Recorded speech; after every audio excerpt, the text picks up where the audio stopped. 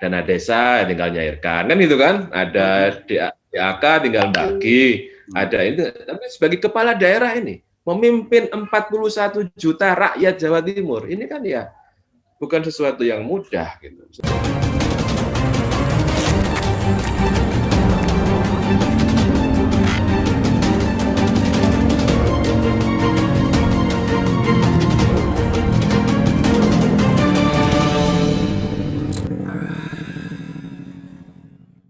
Jadi tipologi kepemimpinannya Pak Karwo itu memang dasarnya teknokrasi gitu dan birokrasi, sehingga tertib administrasi itu menjadi penting dan itu yang didahulukan, Gus Haddad ya. Betul. Jadi pemahaman saya gini. Ya mungkin saya salah ya. Jadi semua itu harus measurable ya, harus bisa diukur. Ya, ya. Harus dikuantifikasi. Jadi gimana cara untuk mencapainya? Ini dan itu bisa diukur semuanya itu. Nggak, bahasa Jawanya nggak gelundung semprong. Ngerti ya? Gelundung semprong itu ya? Ngerti. Cangkreng Madura itu gelundung semprong depan Gus. Ya measurable lah, bisa dijangkau, bisa diukur. Bisa diukur. Ada indikator capaiannya lah maksudnya. Iya, jadi ada 9 IQ ya, indikator kinerja utama misalnya betul diukur betul tuh. Ini meningkat atau menurun gitu. Misalnya indikator mengenai kesejahteraan petani misalnya ya. Itu kan berarti kan nilai tukar petani. Di perkembangan naik turunnya per bulan itu dievaluasi. Kenapa kok sekarang turun ya? Karena ternyata ongkos muat hasil produk pertanian ke konsumen itu mahal. Akhirnya ada kebijakan, ada subsidi transportasi. Jadi ada watak teknokrasinya memang benar-benar kelihatan muncul. Kan, tidak hanya kelihatan tapi sangat dominan Gus ya. Sampai kalau saya masih zamannya Pak Karwo ini saya sempat ingat ya, stabilisasi politik di Jawa Timur itu cukup bisa dijamin aman-aman saja. Bahkan ada anggapan dan ada anekdot bahwa DPRD Jawa Timur itu adalah dinas DPRD gitu. Tanggapannya Gus. Dinas DPRD, Dinas Perwakilan rakyat. Ada yang bilang begitu, Gus. Ada yang bilang, termasuk saya dulu itu. Ya, menurut saya sih wajar saja kan ya, namanya juga lembaga publik kan harus mau dievaluasi, dinilai oleh publik. Memang ada koherensi kayaknya, memang dari masanya Pak Imam Utomo ke Pak Karwo itu ada kesinambungan. Karena memang kita tahu kan bahwa Pak Karwo itu juga membantu Pak Imam Utomo kan selama bertahun-tahun ketika beliau masih di kepala dinas Dispenda, kemudian pernah menjadi sekda kan, sekda dulu Pak Karwo. Mungkin juga di masanya Pak Imam Utomo itu Pak Karwo juga orang yang penting yang terlibat dalam proses penyusunan policy, kebijakan, dokumen-dokumen pembangunan. Mungkin beliau juga ikut merencanakan sehingga ketika di masa beliau ada kita bisa lihat koherensinya itu ada. Termasuk belajar dan membaca bagaimana Pak Imam Utomo mengendalikan politik, mengatur politik di Jawa Timur ya. Kan stabil kalau Pak Imam Utomo. Ya, stabilitas di atas segala-galanya. Kalau Pak Karwo sempat saya dulu ketemu Pak Karwo itu. Kalau ada sesuatu ya kita selesaikan secara adat lah, jangan ngomong begitu Pak Karwo dulu. Ya poin AE gitu ya, ya poin AE. Ya poin AE. Arti itu yang sering yang sempat, karena saya pernah ketemu dengan Pak Karwo dulu. 2 kali kalau nggak salah di Gerahadi. Tapi kalau itu ketemu audensi atau unjuk rasa ini? Ya audensi masalah apa ya, lupa saya waktu itu. Bukan aksi ya? Sekitar itu penyampaian aspirasi Gus sebetulnya Gus. Gus Haddad sudah cerita di tipologi kepemimpinan Pak Imam Utomo, tipologi kepemimpinannya Pak Karwo. Sekarang tipologi yang sekarang. Ada catatan juga? Apa nggak ada catatan? Ini aman nggak ngomongin ini? Aman lah, masa nggak aman? Aman lah, Gus. Ya ini kan sebenarnya ini ibu kita ya, sahabat kita ya kita. Senior, Antar apa senior, senior saya. senior kita juga. Menurut saya ya beliau memiliki background aktivis yang kuat ya.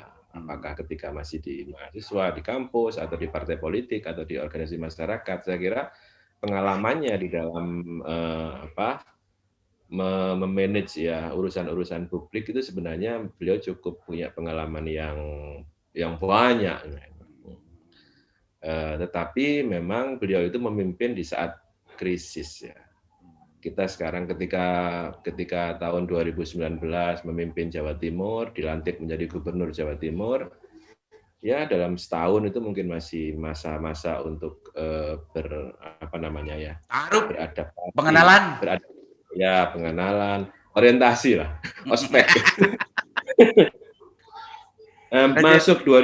Masuk 2020 dihantam oleh pandemi COVID-19, sehingga tidak mudah menjadi pemimpin di masa krisis seperti sekarang ini. Sehingga kita melihat bahwa banyak kebijakan-kebijakan, policy-policy yang beliau ambil ya memang tidak ada ilmunya ya. Memimpin di saat krisis itu kan tidak ada ilmunya. Jadi misalnya Aliman belajar belajar nyetir mobil kepemimpinan. Ya, nyetir mobil kan belajarnya kan di jalanan yang lengang, yang enak. Nggak tahu ketika sudah selesai kursusnya, nyupir mobil, tepat ada gempa, tepat ada ini tabrakan beruntun segala macam. Jadi memang mungkin ya tidak kedabalan katanya orang Jawa itu ya. Apa yang Madura kedabalan itu? Refleks. Ya, sebetulnya ada refleks kepemimpinannya, jiwa kepemimpinannya akan keluar di waktu itu, tidak teori yang justru dipakai, tapi refleks kepemimpinannya yang mestinya keluar untuk menghadapi situasi itu, Gus. Ya, tapi itu kan berarti kan berdasarkan pengalaman-pengalaman di masa lalu yang pernah dialami ya, sehingga bisa mengatasi keadaan dengan cepat. Tetapi sayangnya saya harus mengatakan jujur bahwa beliau sangat berpengalaman sebagai menteri kan. Pernah menjadi menteri di era Gus Dur, pernah menjadi menteri di era Pak Jokowi. Tetapi menteri itu kan sektoral, Aliman. Betul. Ya mensos gitu ya. Ketika menjadi menteri sosial, mungkin ya punya kompetensi yang luar biasa di dalam mengatasi urusan-urusan sosial. Ketika menjadi menteri aparatur pemberdayaan perempuan, kan beliau sangat kompeten di bidang itu, tapi ini memimpin Jawa Timur 41 juta. Itu harus memiliki kebesaran hati ya. 40 juta dan 36 kewenangan daerah. Berapa ya kewenangan daerah yang diberikan pusat? Ya, itu tidak sama dengan satu sektor gitu, Gus. Tentu kan dan beliau punya tanggung jawab yang besar, satu sebagai wakil pemerintah pusat di daerah. Yang kedua, kepala daerah. Kalau wakil pemerintah pusat ya, mewakili pemerintah pusat di daerah kan gampang. Ada dana desa tinggal nyairkan kan gitu kan, ada DAK tinggal bagi, ada itu. Tapi sebagai kepala daerah ini memimpin 41 juta rakyat Jawa Timur, ini kan ya bukan sesuatu yang mudah gitu. Sehingga ya dan menjadi tidak mudah karena kita sedang menghadapi krisis ini. Tapi Gus Haddad tidak ingin mengatakan bahwa beribu dan sekian banyak pengalaman organisasi, sebagian banyak pengalaman kepemimpinan itu tidak dipakai ketika sudah menjadi kepala daerah. Tidak akan mengatakan begitu ya, karena memang bebannya sangat luar biasa sekarang gitu ya. Saya juga nggak yakin bahwa misalnya bukan beliau juga bisa mengatasi keadaan dengan cepat ya, karena memang ya mungkin kalau saya boleh katakan bahwa ibu senior kita ini mungkin ya dugaan saya ini personal pribadi, tanggung jawab saya pribadi, mungkin bukan pemimpin yang tepat di saat krisis seperti ini. Ya, masuk akal. Dan sebetulnya ya meskipun yang lain-lain gubernur-gubernurnya juga kewalahan juga, Gus. Banyak juga ya. Di masa sekarang juga belum tentu bisa mengatasi keadaan seperti ini. Seandainya Pak Imam Utomo jadi gubernur di masa sekarang? Ya belum tentu juga. Belum tentu juga. Makanya ini urusan mungkin. Gus, ini urusan perkembangan kekinian, Ini urusan ini kok jadi serius sekarang? Kok jadi serius ya? Tadi kan sudah guyonnya, Gus. Tadi kan sudah guyonnya. Gus, ini ada anggapan di masyarakat begini, termasuk di kalangan aktivis gitu ya. Pak Bu Khofifah ini mempunyai, senior kita ini punya banyak pengalaman luar biasa waktu jadi ketua PMII, ketua Muslimat, Fatayat, juga menjadi menteri dan macamnya. Ketika menghadapi birokrasi di Jawa Timur, saya melihat Bu Khofifah itu justru tak sehebat ketika dia menjadi menteri, tak sehebat dia menjadi ketua Fatayat dan lain sebagainya. Justru sebaliknya, ada anggapan Bu Khofifah ini diatur oleh para birokrasi sekarang, tidak menjadi pemimpin. Tanggapannya, Gus? Tanggapannya, Gus? Ini mancing-mancing ini, pinternya kalimat ini. Menurut saya gini, ini saya jujur katakan ini bukan problem Bu Khofifah semata. Saya kira ini problem kita semuanya. Apa? Saya ingin menyederhanakan begini. Kita ini hebat dalam hal merebut kekuasaan. Karena kenapa? Karena kan apa namanya? Kita ini kan sekian lama ya, berapa selama masa Orde Baru terpinggirkan dari kekuasaan. Jadi ketika kita menjadi aktivis tahun-tahun 94, 95, 96 ya kan, Aliman ketika itu masih aksi, itu kan semangat perlawanan itu. Ya. Itu semangat perlawanan, semangat bagaimana merebut kekuasaan. Nah, akhirnya kader-kader kita ya, teman-teman kita, sahabat-sahabat kita semuanya itu adalah orang yang tidak pernah kehabisan energi untuk merebut kekuasaan. Tapi itu kan tidak cukup. Ketika kekuasaan di tangan kita, maka kita harus punya kompetensi, keahlian untuk mengelola kekuasaan. Ini yang kadang-kadang kita abai. Kita kadang melatih kader-kader kita, mentraining melewat BKD, BKL, segala macam, merebut kekuasaan. Tetapi kan giliran ketika berkuasa, mau ngapain? Kita itu kadang-kadang tidak cukup punya resources, sehingga akhirnya tidak banyak sahabat-sahabat yang bisa menjadi apa namanya ya, mengelilingi sahabat-sahabat kita ini, dan kita akhirnya memaki-maki keadaan. Kenapa kok lebih condong ke sana, kok enggak ini? Loh, ini soal kompetensi. Ini bukan menjadi ketua. Ini otokritik.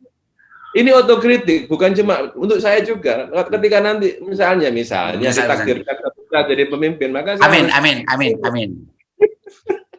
Menjadi memiliki resources yang cukup untuk mengelola kekuasaan.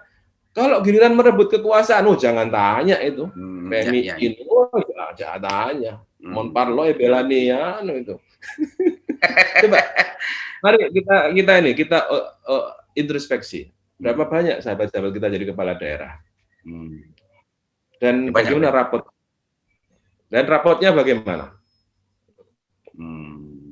Ya Gus, bagi orang-orang yang dekat dengan sahabat-sahabat kita itu ya pasti bagus-bagus. Halo Gus. Ya, halo. Pasti bagus dan hebat gitu ya. Karena memang ketika mau menilai itu sangat relatif, Gus. Tapi bagi yang justru tidak sealiran satu madhab politik tapi tidak sealiran politik, ya biasanya dia ya merah gitu biasanya. Tapi kalau kita lihat hari ini itu teman-teman kita yang menjadi kepala-kepala daerah standar lah Gus. Saya pernah secara iseng aja ya, ketika kan kita ada grup ikatan alumni ya. Iseng, kenapa sih daerah-daerah yang dipimpin oleh sahabat-sahabat kita itu secara misalnya HDI-nya itu kok paling rendah gitu, atau di klasemen bawah lah, Human Development Index-nya atau IPM-nya itu kok ya ini otokritik, jangan ketawa ya Iman ya. Coba kita lihat yang paling bawah itu kabupaten ini dilalah kok kepala daerahnya itu sahabat kita. Tapi ini kan otokritik untuk kebaikan bersama, atau mungkin Atau mungkin dia menjadi kepala daerah di situ dalam kondisi yang sudah parah kan, sehingga butuh energi yang besar untuk memperbaiki. Saya bisa lihat dari titik nolnya aja ketika dia menjabat sampai selesai atau menjelang selesai, apakah ada progres di situ. Ya, ya. Saya kira itu Gus gampang Haddad, menilai. Gus Haddad, ternyata Gus Haddad sudah betul-betul tidak terbantahkan bahwa sudah 4 periode di Jawa Timur. Cara untuk menghindar jawab pertanyaan yang pertama itu luar biasa, sampai saya lupa pertanyaan pertama tadi itu luar biasa. Pertanyaan yang mana yang pertama? Ya catatannya Gus, catatannya Ibu ini gimana? Ya.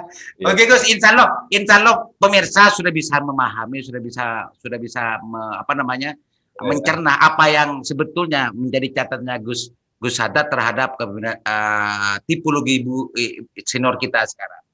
Yang lain Gus, pertanyaan menuju lebih ke akhir ini Gus. Gini Gus, akhir ini disimpan di apa ini? Oh nanti ini channel saya ini Sandasan nih Gus. Oh ya, channel saya. Kita lihat. Like nanti. Gus, Pak Sekda sekarang itu kan PLH Gus. Ini sampai sekarang apa memang di Jawa Timur krisis pejabat Gus? Apa krisis gimana kok sampai hari ini justru masih belum didefinisikan oleh Bu Gubernur? Responnya Gus Haddad sebagai politisi Jawa Timur yang sudah 4 periode, biasa enggak begini? Biasa lumrah enggak begini? Ini jawaban normatif ya. Kalau yang bukan normatif nanti offline aja. Ya, bagus. Ini kalau sudah menyangkut policy kebijakan, maka ukurannya harus jelas. Harus jelas itu artinya ya memang harus payung hukum. Ya. Standarnya atau parameternya adalah hukum, aturan main. Ya. Nah, kita kan melihatnya bahwa Sekda, PLH Sekda ini, kenapa diperpanjang? Itu kan sepenuhnya policy dan kewenangan ada di tangan gubernur. Gubernur di dalam mengambil pilihan policy ini juga berdasarkan aturan main. Artinya tidak ada aturan yang dilanggar. Kalau memang ada aturan yang dilanggar, peraturan apa? Peraturan presiden atau Permendagri atau apa? Atau PP atau ini? Kasih tahu ke saya, Aliman. Nanti saya akan yang teriak pertama kali. Karena apa? Karena di dalam kita mengkritisi kebijakan gubernur, ya, di dalam kita mengevaluasi yang merupakan hak konstitusional dari DPRD, Dewan Perwakilan Rakyat, bukan Dinas Perwakilan Rakyat. Ya. Maka parameternya adalah aturan. Sepanjang tidak ada peraturan yang dilanggar, maka ya kita tidak bisa kemudian menyalahkan kebijakan itu. Bahwa kemudian ada pandangan-pandangan lain, kan kita masa kekurangan krisis, krisis kader, mungkin terjadi, mungkin saja di Pemprov terjadi krisis pemimpin ya, tapi kan itu apakah diakibatkan oleh gubernur kita, atau mungkin karena kebijakan di masa lalu, kan pernah ada moratorium PNS tuh, berapa tahun nggak boleh ada PNS, mungkin sekarang ini akibatnya. Sehingga tidak ada orang yang memiliki visi teknokrasi yang baik ya, yang seharusnya menjadi sekda, yang cukup mumpuni untuk menjadi sekda sekarang. Jadi itu nggak bisa. Gus Haddad, sebelum masuk ke yang lain, Gus Haddad kan bicara tentang masalah aturan ya. Selama ini nggak ada aturan dilanggar, nggak ada PP atau Permendagri atau undang-undang yang dilarang. Ini murni ini ANSI menjadi sebuah kewenangan dan hak prerogatifnya gubernur. Menyalahkan anggota dewan tidak boleh memang, tapi mempertanyakan boleh dong. Iya, boleh. Mempertanyakan boleh. Kenapa? Kan nggak lumrah ini, kan nggak lumrah. Ya gini. Saya belum selesai. Ada yang mengatakan ini tidak lumrah. Siapa yang mengatakan? Aliman dan kawan-kawan. Ada yang mengatakan tidak etis. Wah, kan ada juga kan? Nggak etis lah. Profesi sebesar ini kok dipimpin oleh seorang PLH. Nggak etis ini. Memangnya nggak ada di antara 41 juta rakyat Jawa Timur, masa nggak ada satu yang berkompeten menjadi seorang sekda. Jadi menurut saya mempertanyakan ya, nggak lumrah, nggak etis, itu sebenarnya bukan subjek evaluasi kita kepada gubernur. Kalau misalnya tidak etis ya ini kita tidak ngurusi etika masalahnya kan. Etika Ya. biar urusannya MUI gitu loh. Atau NU, Muhammadiyah kan gitu. 4 periode beneran. 4 periode beneran. Lanjut. Lanjut. Ibu nggak etis kalau urusan etika ini bukan sasaran evaluasi DPRD, itu urusannya Majelis Ulama Indonesia. Atau tidak lumrah. Kalau tidak lumrah kan berarti kan subjektif. Setiap orang kan punya pandangan-pandangan yang berbeda. Bagi kita mungkin nggak lumrah. Saya kira akan ada forum. Kita gini, kita juga akan pertanyakan, kita pertanyakan juga masalah itu, tapi kan tidak dalam suatu forum yang terekspos luas gitu, supaya agar tidak menjadi polemik, karena yang tampil di publik adalah bahwa pengawasan yang dilakukan oleh DPRD, hak pengawasan itu, hak controlling, hak untuk mengawasi jalannya pemerintahan itu parameternya bukan lumrah atau tidak lumrah, ya, etis atau tidak etis, ya, baik atau tidak baik, tapi kesesuaian pada aturan main yang ada. Saya kira itu sudah jawaban yang nggak mungkin ada jawaban yang lebih baik lagi dari itu. Iya, paling baik ini. Makanya 4 periode.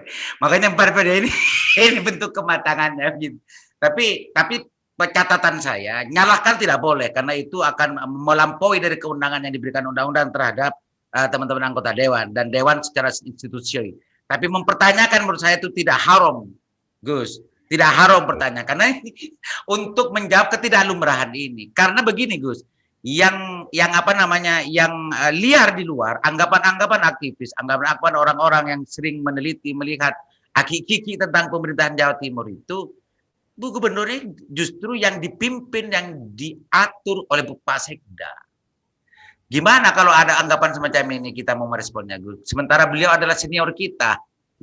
Ya, itu biarkan menjadi persepsi publik, dan Ibu akan mempertanggungjawabkannya pada pilgub yang akan datang. Oh gitu, Gus ya. Oh, luar biasa, 5 periode, 4 periode sampai nih, Gus. Aslinya, Gus. Jadi kalau publik mempersepsi bahwa kita punya gubernur yang lemah, yang diatur oleh birokrasi, itu bukan statement saya. Itu biar menjadi statement publik. Gitu. Ya.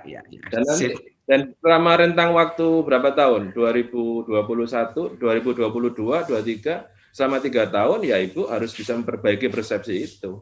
Kalau tidak, maka akan berat mempertanggungjawabnya di hadapan rakyat Jawa Timur pada saat pilgub tahun 2024 nanti. Ini saran dari seorang sahabat loh ya. Saya bersahabat baik dengan beliau, senior saya hormat kepada beliau.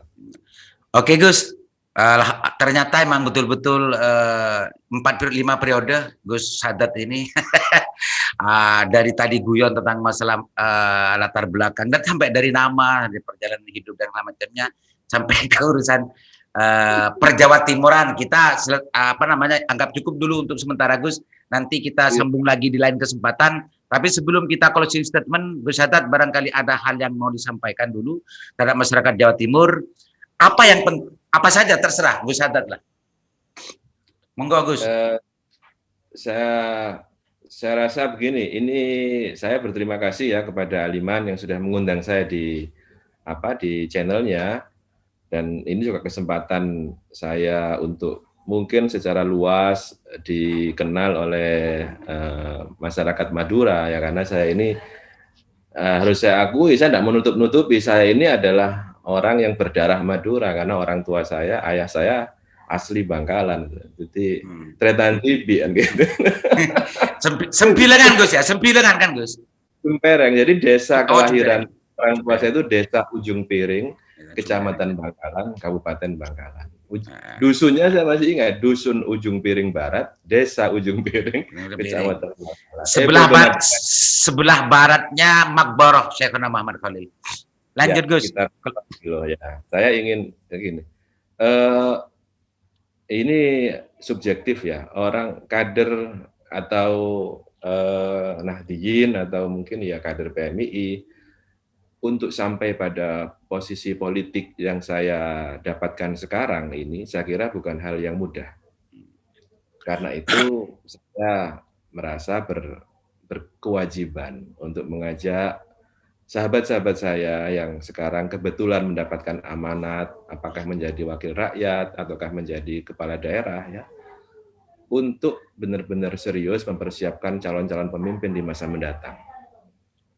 Nah, karena itu akan menjadi sesuatu yang penting, karena tentu tantangan kita di masa depan jauh lebih berat di masa sekarang. Kalau bukan senior-senior kita ini yang menyiapkan, gitu, kan gitu kan? Siapa gitu? Nggak mungkin saya sekarang usianya 47 tahun. Beberapa sahabat-sahabat kita, misalnya sahabat Badrut mungkin usianya sekitar 40 berapa? 43. 38 kalau Pak Bupati Badrut itu masih muda dia. 40 tahun. Torik juga mungkin di sekitar 40 tahunan. Menurut saya ingin mengajak sahabat-sahabat kita itu ya semuanya, mari kita persiapkan adik-adik kita ini. Saya kembali kepada statement awal tadi bahwa kita ini sudah sangat terlatih untuk merebut kekuasaan ya, karena itu sudah mungkin kalau sudah merebut apa itu sudah dilatih. Dulu kalau pilihan rayon itu kan sampai berantem, pilihan komisariat sampai berantem. Tapi begitu terpilih mau ngapain nggak tahu sudah kan. Nah itu harus dihentikan itu. Kita punya pengalaman yang luar biasa dalam hal merebut kekuasaan, tetapi kita mesti menyiapkan orang-orang ya, adik-adik kita terutama yang pinter-pinter itu. Adik-adik kita tuh lebih pinter dari kita loh, Alima. Ya betul. Karena referensi mereka jauh lebih canggih dari kita. Saya rasakan itu, Gus. Mereka lebih canggih, misalnya referensi bahasa Inggris mereka lebih menguasai. Tidak mungkin kita siapkan mereka jadi politikus semua. Karena kursi DPRD Jawa Timur hanya 120, Bangkalan cuma 50 kan gitu. Tidak mungkin. Jadi bupati paling 38 orang cuma. Sedangkan kader kita banyak. Siapkan mereka untuk menjadi orang-orang yang ketika saatnya kita berkuasa nanti menjadi orang yang bisa memberikan supporting gagasan, supporting ide. Mereka kita ajak bersama-sama untuk mengelola kekuasaan ini, sehingga tujuan kita ya, saya kira sebagai sesama Nahdliyin kita tahu apa tujuan kita. Tujuan kita adalah sama dengan tujuan Jamiah NU, adalah mengimplementasikan mabadi khairah ummah, yaitu prinsip kebaikan umat itu. Saya kira ini catatan penting dari saya. Ini serius kalau yang ini, bukan bulan. Ya, siap Gus. Oke Gus, terima kasih banyak atas kesempatannya. Saya yakin Gus sadarnya kesandanya tidak PPKM, mungkin aktivitas dan kegiatannya, sudah levelnya sudah Jawa Timur dan ketua lagi, tidak pasti akan berderet. Almenaknya itu tanggal ini jam sekian sudah ada di mana-mana. Sebetulnya orang sibuk masgul, dan yang menjadi catatan penting adalah beliau ingin bernostalgia dengan apa yang dialami pertama kali diberitahu oleh abah dan uminya, bahwa sebetulnya politisi itu harus betul-betul dipersiapkan. Jangan ujuk-ujuk tidak punya kapasitas dan punya kompetensi menjadi politisi pas ngangan gitu dengan andi kekuasaan. Mudah-mudahan bermanfaat Gus. Terima kasih banyak Gus Sadat. Assalamualaikum. Waalaikumsalam warahmatullahi wabarakatuh.